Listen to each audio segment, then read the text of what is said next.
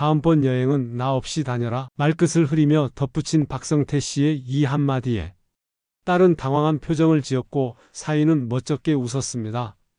왜요? 아빠, 지난번에도 잘 다녀왔잖아요. 정말 잘 다녀온 걸까요? 겉으로는 아무 문제 없었던 가족 여행이었지만 박성태 씨는 조용한 결심을 했습니다. 다음엔 절대 같이 안 갈 거라고. 많은 분들이 말합니다. 아이들 다 키우고 나면 이제는 가족끼리 좋은 추억 하나쯤 만들어야지. 그 말 틀리지 않습니다. 하지만 막상 다녀오고 나면 이런 이야기를 꺼내는 분들도 있습니다. 정말이지 다음엔 안 갈 거야. 가족이라고 다 좋은 건 아니더라. 왜 그렇게 된 걸까요? 오늘 이야기의 주인공은 75세의 박성태 씨입니다. 경기도 수원에서 42년간 시청 공무원으로 근무했고 3년 전 정년퇴직을 하신 후 지금은 혼자 조용히 살아가고 계십니다. 아내는 5년 전 병으로 세상을 떠났고 자녀는 일남일녀. 둘 다 서울에 살며 바쁜 일상에 쫓겨 평소 연락은 많지 않습니다. 은퇴 후의 삶은 생각보다 고요했고 때로는 지나치게 조용했습니다. 커튼을 걷고 물 끓여 커피를 내리는 것이 하루의 시작이었고 동네를 한 바퀴 산책하고 들어오면 벌써 해가 중천이었습니다. 그렇게 반복되는 일상 속 어느 날 딸에게서 전화가 걸려왔습니다. 아빠, 우리 여름에 일본 여행 가는데 아빠도 같이 가요. 온천도 있고 맛있는 것도 많고. 가족끼리 이런 시간 또 언제 만들겠어요? 박성태 씨는 한동안 말이 없었습니다. 여행이라니. 젊었을 땐 일에 치여 못 갔고 아내와는 가겠다는 말만 하다 결국 기회를 놓쳤습니다. 그리고 자식들과 함께 해외를 나가는 건 태어나 처음 있는 일이었습니다. 그 순간 그는 조용히 말했습니다. 그래? 한번 같이 가보자. 그렇게 박성태 씨의 첫 가족 여행은 시작되었고 그 여행은 그의 마음속에 오래도록 남게 되었습니다. 다신 같이 가지 않겠다는 감정과 함께 말입니다. 비행기 티켓과 숙소 예약은 모두 딸 부부가 알아서 준비했습니다. 박성태 씨는 딱히 맡은 일이 없었습니다. 출발 날짜며 항공편, 숙소 위치는 카카오톡 메시지로 도착했고 그가 해야 할 일이라고는 여권을 꺼내고 옷가지를 챙기는 것뿐이었습니다. 요즘은 다 이렇게 하는 건가? 그는 잠시 켜둔 스마트폰 화면을 내려다보다가 조용히 테이블 위에 내려놓았습니다. 일정표라는 이름의 이미지 파일에는 아침 7시에 조식, 8시 반에 출발, 점심은 11시 50분에 어느 맛집, 오후엔 관광지 2곳, 저녁 식사 후 야경 투어까지 하루 계획이 칸칸이 채워져 있었습니다. 박성태 씨는 혼잣말처럼 중얼거렸습니다. 내가 이걸 다 따라갈 수 있을까? 몸이 아주 불편한 건 아니었지만 은퇴 이후부터는 걷는 속도도 느려졌고 오래 서 있으면 허리가 당기는 날도 많았습니다. 그러나 딸은 말했습니다. 아빠, 요즘에는 70 넘은 분들도 혼자 해외여행 다녀오시더라고요. 게다가 아빠는 건강한 편이잖아요. 걱정 마세요. 그 말에 대꾸할 수 없었습니다. 걱정하지 말라는 말 앞에서는 괜찮다는 말 외엔 할 수 있는 게 없었습니다. 출발 전날 딸은 다시 전화를 걸어 당부했습니다. 아빠, 여권 복사본 챙기시고 상비약이랑 멀미약, 그리고 혹시 모르니까 엔화도 조금만 바꿔두세요. 박성태 씨는 오래된 지갑을 꺼내들며 작게 웃었습니다. 이 나이에 내가 따라가며 눈치 볼 줄은 몰랐지? 그 밤 그는 천천히 여행용 가방을 열었습니다. 깔끔하게 개어둔 셔츠 3벌, 속옷, 양말 등 그리고 미리 챙겨두었던 물파스, 진통제, 두통약까지 하나하나 조심스럽게 넣었습니다. 설레지는 않았습니다. 대신 이 여행에서 자신이 어떤 자리에 놓이게 될지에 대한 알 수 없는 긴장감이 마음속에 얇게 깔렸습니다. 출발 당일 인천공항은 북적였습니다. 박성태 씨는 약속 시간보다 30분 먼저 도착한 후 혼자 천천히 출국장 입구를 살폈습니다. 자동 체크인 키오스크 앞에 섰지만 무엇을 눌러야 할지 알 수 없어 결국 옆을 지나가던 직원을 불러 티켓을 출력했습니다. 잠시 뒤 딸과 사위가 도착했습니다. 두 사람은 나란히 운동화에 백팩을 메고 딸은 웃으며 말했습니다. 아빠, 오래 기다렸죠? 체크인 우리랑 같이 해요. 그제야 박성태 씨는 옅은 미소를 지으며 뒤따랐습니다. 탑승 게이트로 향하는 길 딸이 말했습니다. 아, 아빠 자리 말씀 안 드렸구나. 저희는 뒤쪽 창가고 아빠는 중간 통로 쪽이에요. 같이 앉으려고 했는데 자리가 없었어요. 사위도 덧붙였습니다. 뭐, 비행기에서야 다들 자니까요. 도착하면 바로 만나요. 박성태 씨는 고개를 끄덕였습니다. 하지만 여행의 시작부터 함께 간다는 느낌보다는 그저 따라가는 느낌이 더 컸습니다. 탑승을 기다리는 동안 딸과 사위는 서로의 사진을 찍으며 웃었습니다. 박성태 씨는 조금 떨어진 자리에서 비행기 창밖을 멍하니 바라보았습니다. 그는 그때는 몰랐습니다. 그 짧은 거리감이 여행 내내 점점 더 길어질 줄은 말입니다. 비행기는 예정대로 일본 도쿄 하네다 공항에 도착했습니다. 하지만 여행의 시작부터 함께 간다는 느낌보다는 그저 따라가는 느낌이 더 컸습니다. 탑승을 기다리는 동안 딸과 사위는 서로의 사진을 찍으며 웃었습니다. 박성태 씨는 조금 떨어진 자리에서 비행기 창밖을 멍하니 바라보았습니다. 그는 그때는 몰랐습니다. 그 짧은 거리감이 여행 내내 점점 더 길어질 줄은 말입니다. 비행기는 예정대로 일본 도쿄 하네다 공항에 도착했습니다. 하지만 여행의 시작부터 함께 간다는 느낌보다는 그저 따라가는 느낌이 더 컸습니다. 탑승을 기다리는 동안 딸과 사위는 서로의 사진을 찍으며 웃었습니다.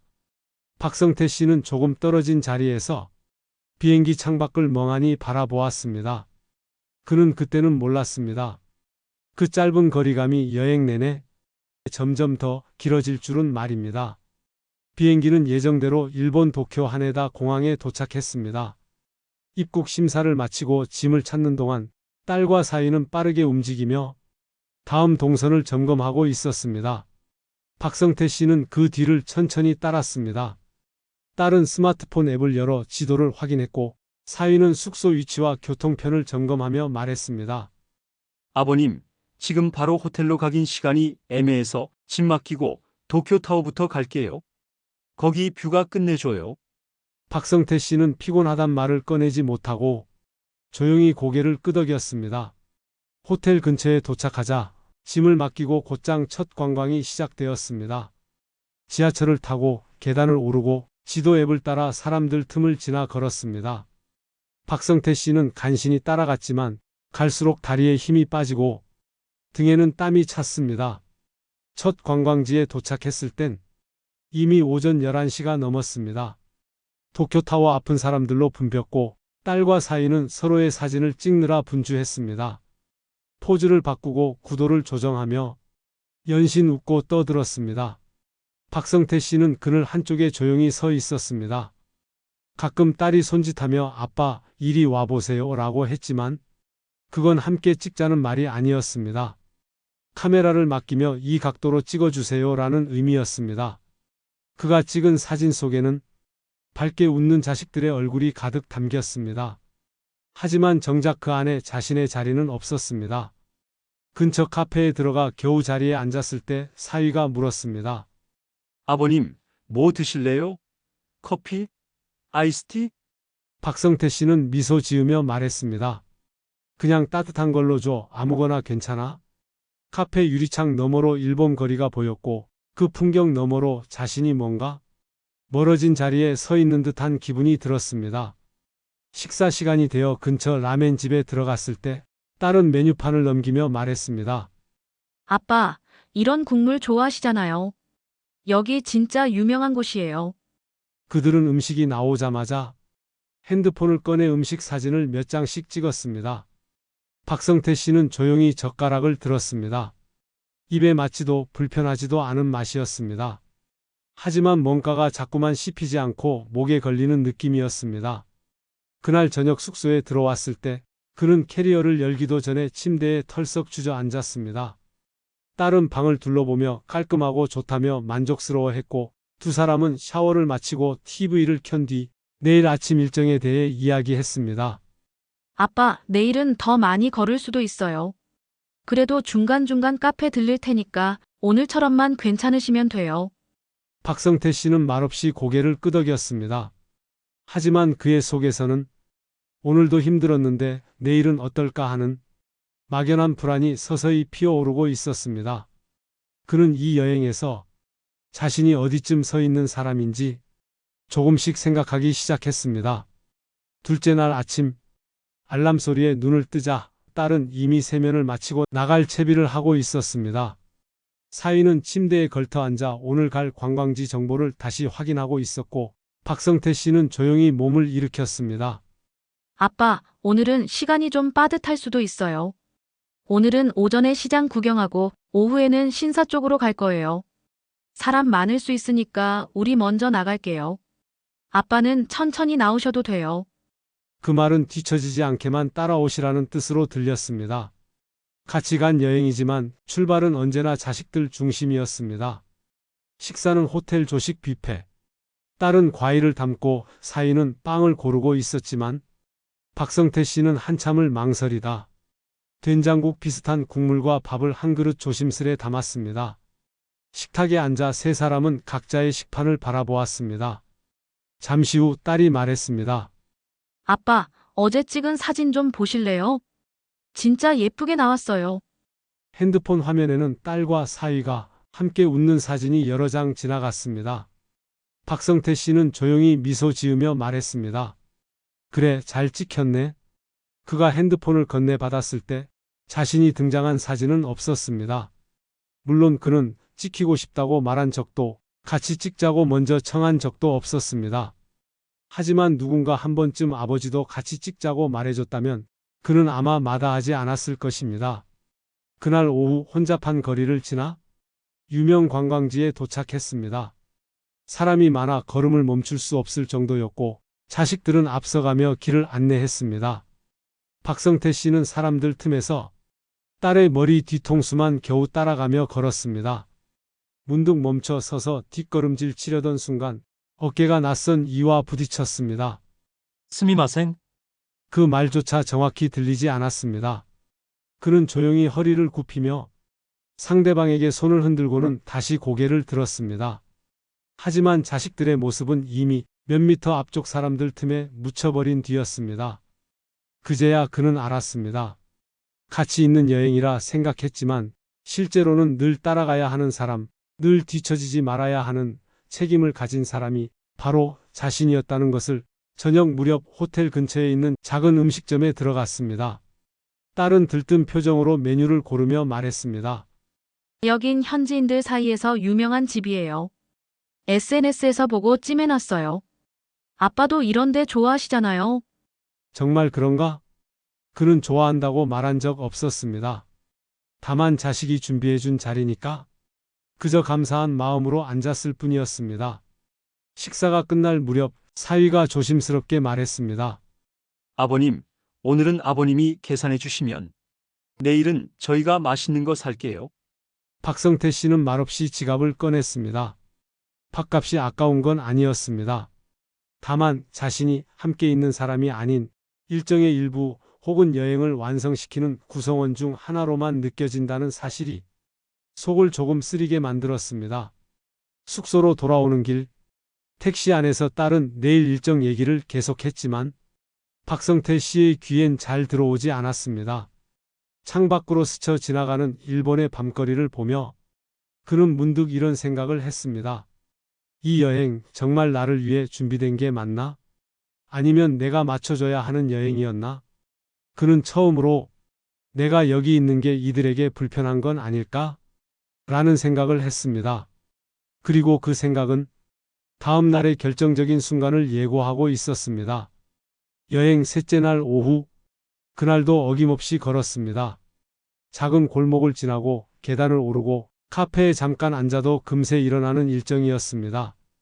박성태 씨는 발끝이 묵직했습니다. 계단을 오르다가 잠깐 멈췄고 벽에 손을 짚은 채 숨을 골랐습니다. 아빠 괜찮으세요? 딸이 멀찍이서 물었지만 그 말은 염려라기보다는 빨리 따라오시라는 말처럼 느껴졌습니다. 그는 작게 고개를 끄덕였고 다시 천천히 걸음을 옮겼습니다.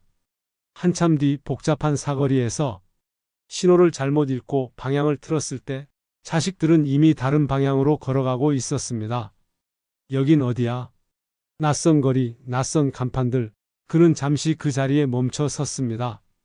손에 쥔 지도를 다시 펼쳐보았지만 자신이 어디 있는지 도무지 알 수 없었습니다. 핸드폰은 숙소에 두고 나왔고 일본어는 한마디도 할 줄 몰랐습니다. 사람들 틈에서 그는 그저 조용한 그림자처럼 서 있었습니다. 그때 맞은편 골목에서 딸과 사위의 목소리가 들려왔습니다. 두 사람은 골목 안쪽에 앉아 작은 아이스크림 가게 벤치에서 쉬고 있었습니다. 진짜 너무 힘들어. 솔직히 아빠랑 같이 여행 오는 거 좀 무리였던 것 같아. 딸의 목소리는 낮고 조심스러웠지만 그의 귀에는 너무도 또렷하게 들렸습니다. 사위는 한숨을 내쉬며 말을 이었습니다. 우리끼리 왔으면 훨씬 여유롭게 다녔을 텐데. 그 말은 더 이상 듣고 싶지 않았습니다. 멀리서 들려오는 관광객들의 웃음소리와 딸의 환한 사진 속 웃음이 머릿속에서 겹쳐졌습니다. 그는 천천히, 아주 천천히 다시 골목 밖으로 걸어 나왔습니다. 자식들이 자기를 찾기 전에 그들을 먼저 피하고 싶었습니다. 그날 밤 숙소에 돌아온 뒤에도 그는 그 대화를 들었다는 사실을 말하지 않았습니다. 그저 조용히 침대에 누워 창문 틈으로 들어오는 도시의 불빛을 바라보았습니다. 자식들은 별일 없다는 듯 내일 일정에 대해 이야기했습니다. 어디에 들를지, 뭘 먹을지, 사진은 어느 각도로 찍을지 그 이야기에 박성태 씨는 한마디도 끼지 않았습니다. 이제 알겠다. 나는 이 여행의 중심이 아니었다. 그저 효도라는 이름으로 한 번쯤 끼워 넣은 존재였구나. 그 밤 그는 처음으로 다음엔 같이 가지 않겠다는 결심을 마음속에 또렷이 세웠습니다. 그리고 그 결심은 다음 날의 작은 사건을 통해 더 깊이 새겨지게 되었습니다. 여행 셋째 날, 그날 저녁 숙소로 돌아온 후 딸이 말했습니다. 아빠, 내일은 쇼핑몰에 가서 기념품 좀 살 거예요. 아빠도 뭐 필요하신 거 있으세요? 박성태 씨는 고개를 저었습니다. 아니, 괜찮다. 너희들끼리 다녀와라. 딸은 잠시 망설이다가 말했습니다. 그럼 아빠는 호텔에서 쉬세요. 저희는 금방 다녀올게요. 그는 고개를 끄덕였습니다. 자식들이 방을 나선 후 박성태 씨는 조용한 방 안에 홀로 남았습니다. 그는 창문을 열고 밤하늘을 바라보았습니다. 도시의 불빛이 반짝였지만 그의 마음은 어둡기만 했습니다. 같이 있는 것 같지만 정작 혼자인 기분이구나. 그는 깊은 한숨을 내쉬었습니다. 그 순간 그는 결심했습니다. 다음 여행은 혼자 가는 게 낫겠다. 귀국 후 며칠이 지났습니다. 박성태 씨는 평소처럼 아침 일찍 일어나 동네 공원을 산책했습니다. 햇살이 따사로웠고 공원의 나무들은 푸르름을 더해가고 있었습니다. 산책을 마치고 집으로 돌아오자 딸에게서 전화가 걸려왔습니다. 아빠, 이번 여행 정말 좋았어요. 다음에는 어디로 가볼까요? 유럽도 괜찮고 동남아도 좋아요. 박성태 씨는 잠시 침묵했다가 조용히 대답했습니다. 그래, 너희끼리 잘 다녀와라. 나는 이번에 충분히 즐겼다. 딸은 당황한 듯 물었습니다. 왜요? 아빠 같이 가면 더 좋잖아요. 그는 미소를 지으며 말했습니다. 이젠 너희가 편하게 다니는 게 더 좋을 것 같구나. 전화를 끊은 후 박성태 씨는 창밖을 바라보았습니다. 햇살이 여전히 따사로웠지만 그의 마음은 조용했습니다. 그는 생각했습니다. 가족과 함께하는 여행도 좋지만 때로는 혼자만의 시간이 더 소중할 수 있겠구나. 그렇게 그는 새로운 여행을 계획하기 시작했습니다. 박성태 씨는 자식들과의 여행 후 마음속에 조용한 결심을 품었습니다. 다음 여행은 혼자 떠나보자. 그는 여행지를 고민하다가 예전에 친구에게 들었던 제주도 올레길을 떠올렸습니다. 혼자 걷기에 좋다던데 한번 가볼까? 결심이 서자 그는 여행 준비를 시작했습니다. 인터넷으로 숙소를 예약하고 올레길 코스를 살펴보았습니다. 필요한 물품을 체크리스트로 만들어 하나씩 준비했습니다. 출발 당일 박성태 씨는 가벼운 배낭을 메고 공항으로 향했습니다. 비행기에서 창밖을 바라보며 그는 조용히 미소 지었습니다. 이제부터는 나만의 시간이구나. 제주도에 도착한 그는 숙소에 짐을 풀고 다음 날 올레길을 걷기 시작했습니다. 바닷바람을 맞으며 걷는 길은 상쾌했습니다. 혼자 걷는 길이었지만 외롭지 않았습니다.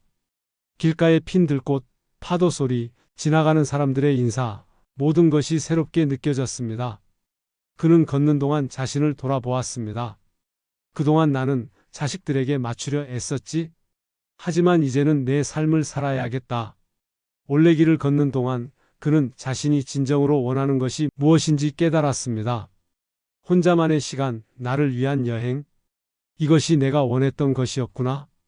여행을 마치고 돌아온 박성태 씨는 이전과는 달라진 자신을 느꼈습니다. 이제 그는 자식들의 제안에 무조건 맞추기보다는 자신의 의견을 표현할 수 있게 되었습니다. 그리고 가끔은 혼자만의 여행을 계획하며 삶의 여유를 즐겼습니다. 그의 삶은 조용하지만 풍요로워졌습니다. 혼자 떠난 여행은 그에게 새로운 삶의 방향을 제시해 주었습니다. 여행을 마치고 돌아온 박성태 씨는 이전과는 다른 일상을 시작했습니다. 매일 아침 그는 동네 공원을 산책하며 자연의 소리를 들었습니다. 새들의 지저귐, 자신의 발걸음 소리가 그에게는 새로운 음악처럼 들렸습니다. 산책을 마친 후에는 근처 카페에 들러 따뜻한 커피 한 잔을 마시며 책을 읽었습니다. 그는 오랜만에 읽는 소설 속에서 자신과 닮은 인물을 발견하고 그 인물의 삶을 통해 자신의 삶을 돌아보았습니다. 자식들과의 관계도 조금씩 변화했습니다. 이전에는 자식들의 제안에 무조건 따랐지만 이제는 자신의 의견을 표현하기 시작했습니다. 아빠, 이번 주말에 같이 외식할까요?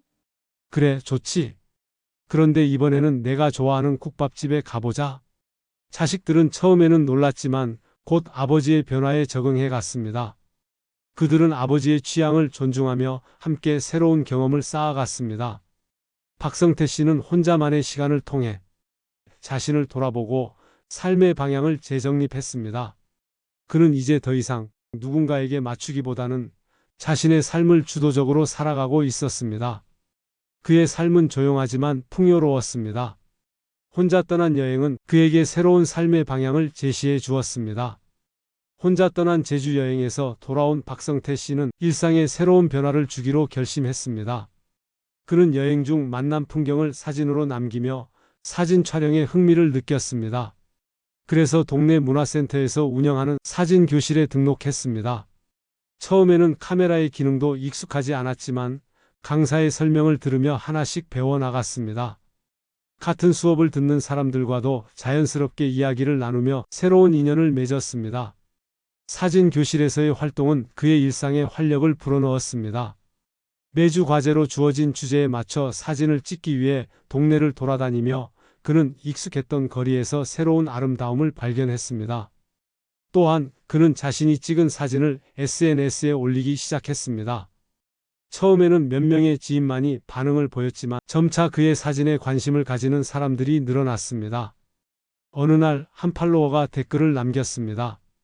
사진에서 따뜻함이 느껴져요. 덕분에 하루가 밝아졌습니다. 그는 그 댓글을 읽으며 마음이 따뜻해졌습니다. 자신의 작은 취미가 누군가에게 긍정적인 영향을 줄 수 있다는 사실에 뿌듯함을 느꼈습니다. 이처럼 박성태 씨는 혼자 떠난 여행을 계기로 새로운 취미를 발견하고 이를 통해 삶의 활력을 되찾았습니다. 그는 이제 일상 속에서 작은 즐거움을 찾으며 자신만의 삶을 풍요롭게 살아가고 있었습니다. 이로써 박성태 씨의 이야기는 마무리됩니다. 자식들과의 여행에서 느낀 아쉬움을 계기로 혼자만의 여행을 떠나고 그 경험을 통해 새로운 삶의 방향을 찾은 그의 이야기가 독자들에게도 깊은 울림을 주었기를 바랍니다. 자식과의 여행 정말 행복하기만 할까요? 정년 퇴임 후 처음으로 자식들과 함께한 해외여행. 기대와는 달리 박성태 씨는 점점 소외감을 느끼게 됩니다. 함께 있지만 외로운 그 순간들, 그리고 혼자 떠난 여행에서 찾은 진정한 자유. 이 영상은 가족 여행에서 겪을 수 있는 감정의 변화와 혼자만의 여행이 주는 위로를 담고 있습니다. 자식과의 여행을 계획 중이신가요? 아니면 혼자만의 시간을 꿈꾸고 계신가요? 박성태 씨의 이야기를 통해 그 해답을 찾아보세요. 그리고 앞으로도 이런 따뜻하고 실질적인 이야기들이 계속 필요하시다면 구독과 좋아요, 알림 설정 잊지 말아주세요. 당신의 하루가 조금 더 건강하고 따뜻해지길 바라는 마음으로 저는 또 찾아뵙겠습니다. 감사합니다.